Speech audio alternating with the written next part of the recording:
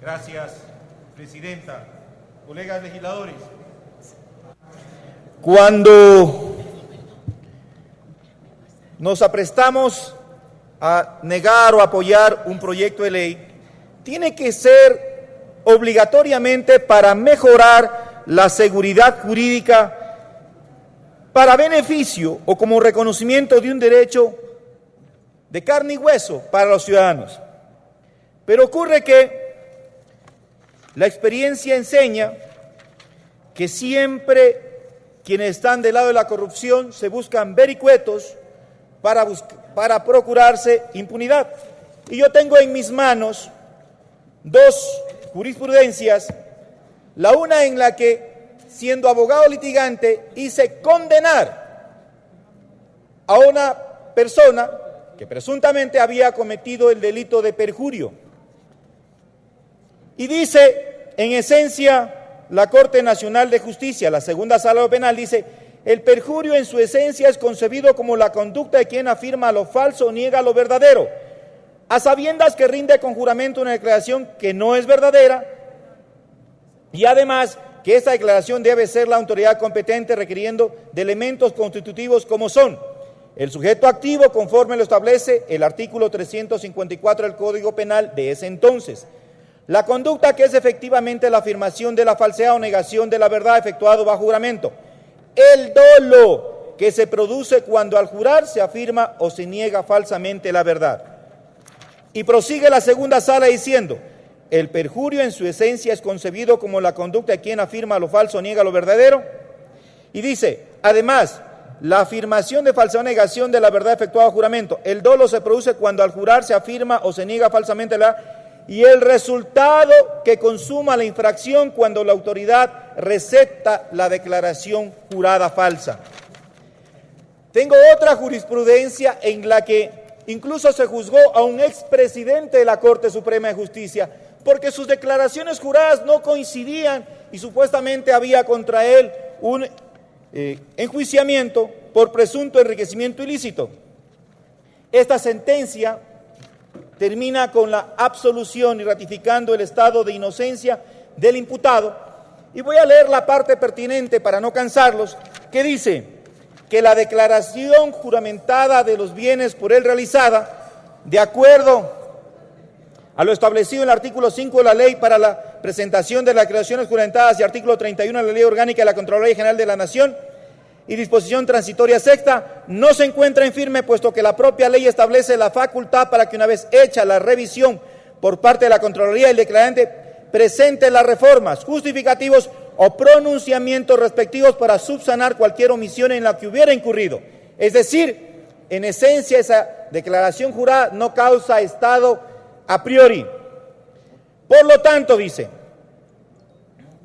puesto que la propia ley establece la facultad para que una vez hecha la revisión por parte de la Contraloría, el declarante presente las reformas, dice. Por lo tanto, considera que es absurdo establecer o pretender establecer el cometimiento de un delito como es el perjurio en base a una declaración que a todas luces y con la simple lectura del texto de la ley puede ser reformada, cambiada o completada por el declarante en plazos y tiempos que van desde los 15 hasta los 2 meses y que deben ser concedidos por el Contralor General del Estado, luego de la revisión y verificación que éste haga de las declaraciones presentadas por el respectivo funcionario. B. Que la ley que regula la presentación de declaraciones juramentadas en su artículo 3, parte final, establece un tiempo de 15 días a efecto de subsanar errores o omisiones en las declaraciones, por lo que insiste que dicha declaración de bienes no ha causado estado.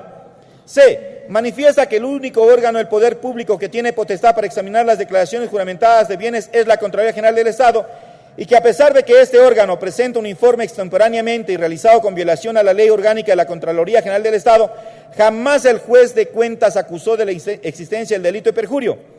Afirma además el procesado que ha existido una violación e interpretación errada de la ley notarial, que existe falta de jurisdicción de los notarios para juramentar a una persona, ya que la ley, en referencia a su artículo 18, establece las facultades de los mismos, entre las cuales no se encuentra al aceptar declaraciones patrimoniales juramentadas ni de tomar juramento. Esta potestad exclusiva de los funcionarios judiciales que, de acuerdo con la vigencia con la ley, tiene competencia y jurisdicción al tenor del artículo 1 del Código de Procedimiento Civil, Asevera además que el sujeto activo del delito de perjurio, de acuerdo a lo que establece el artículo 334 del Código Penal vigente, se encuentra limitado a 3 personas, quienes declaran, quienes confiesan y quienes informan, a saber que el declarante se presenta por sí mismo, informa el perito y confiesa quien ha sido obligado a rendir una confesión judicial. Entonces, estimados colegas, los que hemos luchado en favor de la transparencia y en contra de la impunidad, podemos dar testimonio, y lo digo de la experiencia real de haber sido concejal en el municipio de Santo Domingo en 2005-2009, donde denunciamos abiertamente los actos de corrupción y conseguimos 28 informes con indicio de responsabilidad penal por parte de la Contraloría General del Estado. ¿Cuántos de esos casos sentenciados? Ninguno. ¿Qué es lo que va a pasar si se rompe la formalidad presencial del juramento? Que luego tendremos sentencias como estas, descartando los perjurios, absolviendo las presuntas imputaciones, porque no se cumplió con estos elementos constitutivos de los delitos. ¿Qué más quisiéramos nosotros? Que la Contraloría tenga herramientas eficientes, válidas, ágiles, útiles, oportunas para poder neutralizar la gran corrupción. Y tengo el deber de intervenir porque hace un año vengo representando a la Organización Mundial de Parlamentarios contra la Corrupción, GOPAC, capítulo Ecuador, y ya en los estamentos internacionales, en los parlamentos europeo, americano, canadiense, incluso mexicano, se viene discutiendo de cómo tipificar los delitos de la gran corrupción que misteriosamente a lo largo de la estructuración de la normativa del derecho positivo penal se han ido desmantelando.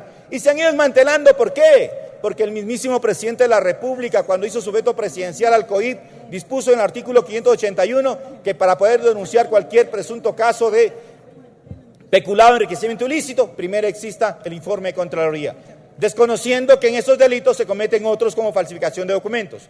Y por añadidura, cuando se reguló el artículo 270 o se tipificó el perjurio, antes era reclusión de 3 a 6 años, se castigaba en el 354, ahora es de 1 a 3 años, es decir, es un delito que antes no era susceptible de fianza y que ahora sí lo es. Es decir, si tenemos más sanciones light, lo que estamos buscando es procurar seguramente una absoluta impunidad cuando digamos, presente nomás la declaración juramentada electrónica, que no tiene un carácter personal, porque bien puede hacerla un tercero, tratando de hacer daño al declarante, y finalmente comprometer la libertad de quien hace la declaración.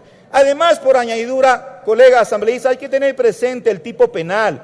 Cuando se persigue la revisión de declaraciones patrimoniales, lo que se busca es si es que hay o no la existencia de enriquecimiento ilícito.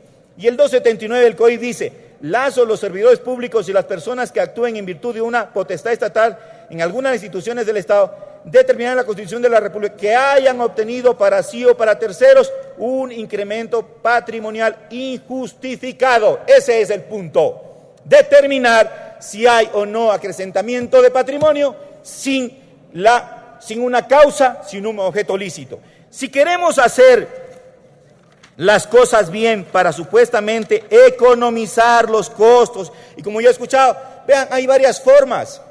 ¿Por qué no reformulamos el artículo 122 del COGEP, por ejemplo, para decir que las declaraciones juramentadas se hacían hasta hace poco ante los jueces de lo civil?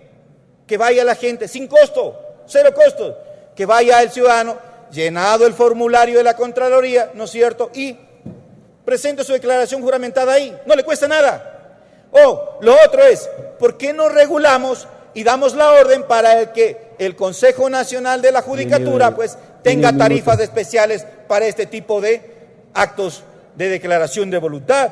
Por eso planteo que en el artículo 14, un texto sustitutivo que diga, las declaraciones patrimoniales juradas deberán ser efectuadas bajo juramento ante fedatario o autoridad con jurisdicción suficiente, en base al formulario preparado para el efecto por la Contraloría General del Estado, a la que institución a la que deberá remitir el documento protocolizado o regularizado en formato digital. Ahí nos ahorramos, es cuestión de que el juez o el notario, en su caso, una vez que la persona termina la declaración, escanea y remite a un link que habilite la Contraloría para que no tengan esas bodegas infestadas de documentos que con el paso de los tiempos terminan estorbando o se van descomponiendo o pierden su calidad. Yo creo que si queremos ayudar a que en el Ecuador la Contraloría General del Estado tenga herramientas más idóneas para contrarrestar la corrupción, tenemos que darle herramientas, tenemos que darle leyes que no vayan luego a carecer de eficacia jurídica, que vayan precisamente a promover la falta de validez y la falta de elementos constitutivos al querer tipificar o denunciar o acusar un hecho presuntamente delictivo. Gracias, presidente encargado.